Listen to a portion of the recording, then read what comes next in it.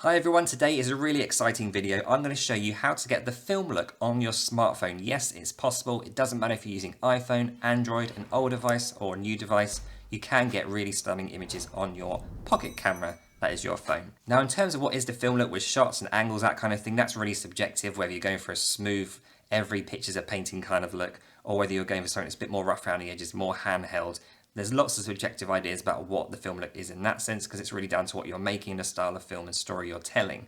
But when it comes to features on a phone, you really need to get yourself a professional filmmaking app. And that's why I'm using, and in today's tutorial I'm using, Filmic Pro.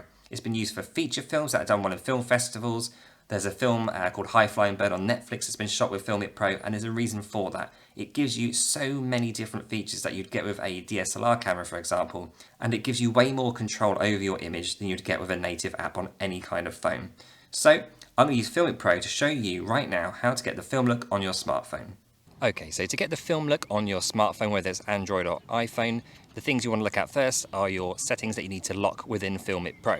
So the first setting we're going to look at is the exposure, which is here, the circle, and the focus, here, the square. So as you can see, with these on auto rather than locked, this shifts everything.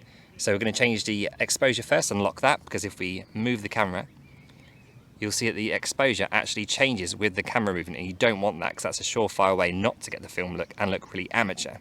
So we're going to tap that circle after we've managed to find the right place for the exposure. So we're going to slide that up towards the clouds, because if you do it towards the grass it's going to be way too bright and the highlight's going to be everywhere. So you want to put that exposure on your brightest area where all the highlights could get blown out. We're going to lock that by tapping it and make it go red.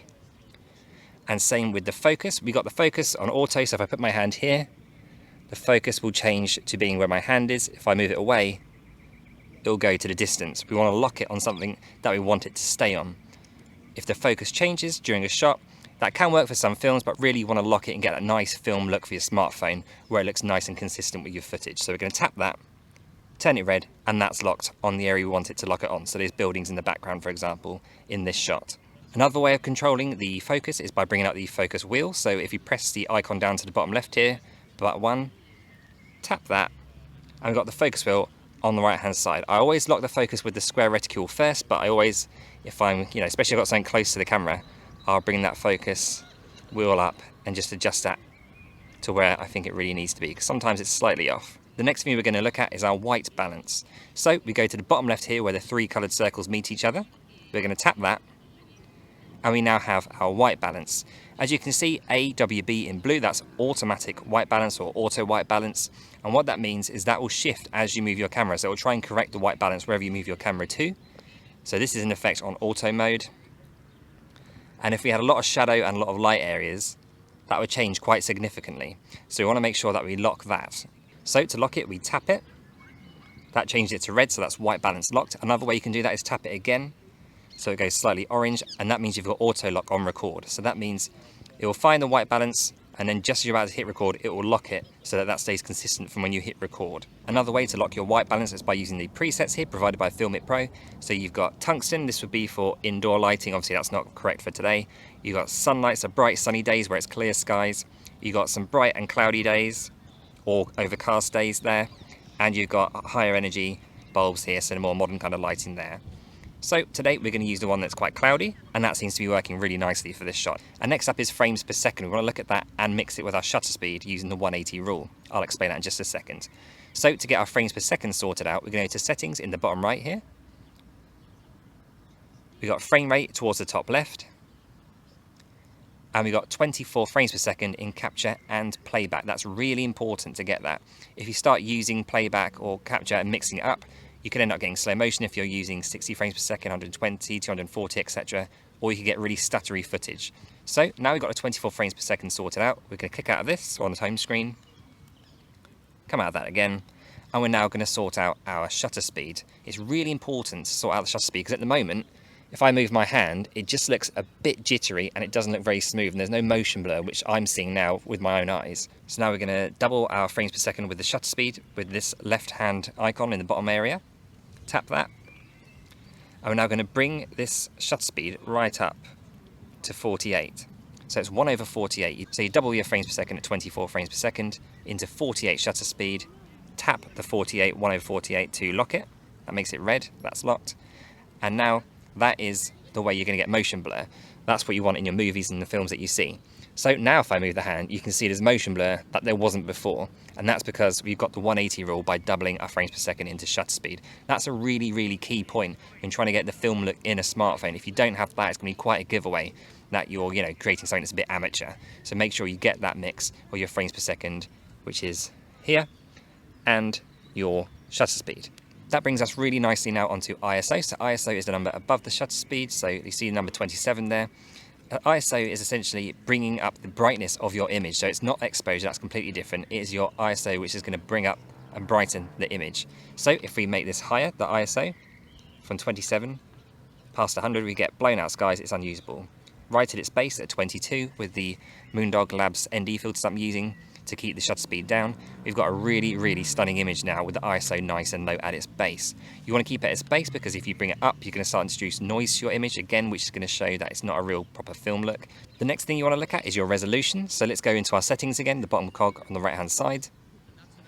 Resolution in the top left. Now I have mine always, if I'm making a film, at 4K and at Filmic Extreme bitrate. That's because you want to get as much information in your shots as possible so that when you come to post-production you can crop into images, you can create pans, that kind of thing within one shot. That won't negate your information and the quality of your image. If you film in say 1080p, if we bring that down, you won't be able to zoom in or create pans within the shots that you've got in post-production without really ruining your image. It's going to take a lot more information to create those kind of things. You can always render out at 1080p, but I would always film your film in 4K if that's an option available to you in terms of storage space, because it really will make a difference when you come into post-production and give you more options to give you that nice film look. Now, something not a lot of people talk about, which I think is really important for the film look within Filmic Pro, is the grid guide. So again, going into settings, grid guide is on the bottom right here next to information. If we tap that and go into the home screen, you'll see now we have a guide on our phone, which looks a bit like, the noughts and crosses grid. And this is really important, especially when you're starting out, because it will help you with your framing and composition. So I use this a lot when I first started, so that I can make sure I got my rule of thirds right. If you want to learn about that, I'll put a link on the screen now for you to check out at the end of this video. Normally you want things to be where the lines meet, where they cross over. That's where you want your points of information generally. But you can also use this to guide where you want your horizons, your skies, buildings, that kind of stuff. And it will really help you get really nice professional film looking composition. And to turn it off, you just go back into settings and tap grid guide again, and it's gone. Something else that's really important to consider when making a film look on a smartphone are the profiles that you'll be using. Now, Filmic Pro, if you go to the bottom left, where we went to with white balance, if you go to these bottom left options, you'll have these if you've got the cinematographer kit. If you don't have the cinematographer, you don't need to worry about this, but it's maybe an option you want to get into. So we've got profiles of natural, dynamic, which I haven't really used apart from underwater filming, which is quite helpful for, flat, and log V2, or it will be V3 if you've got a modern, much newer phone than mine. Now, the reason why these profiles are important are because if you want to film in flat or log V2/V3, you'll be able to do a lot more when it comes to color correction and color grading. It will give you a lot more information in the shadows. So this could be something really important to you if you want to do color grading, that kind of thing. So flat or log V2, I tend to use flat just because I think it's a bit simpler and I get less noise in general. But you can use natural if you're not interested at all in color grading, you just want to make a film. So I hope you've enjoyed this, guys, and you've learned a lot about how to get the film look with your smartphone. It really doesn't matter whether you have an older or new phone, you can still get really great images and that really nice film look on your smartphone regardless of what device you have, really. So if you have any questions on this video, anything you want me to cover a little bit more in detail, then let me know in the comments down below. I do get to people pretty quick on the replies, so let me know if you have any questions and I will get to that straight away. So thank you for watching, hit that subscribe button, see you on the next one, bye bye.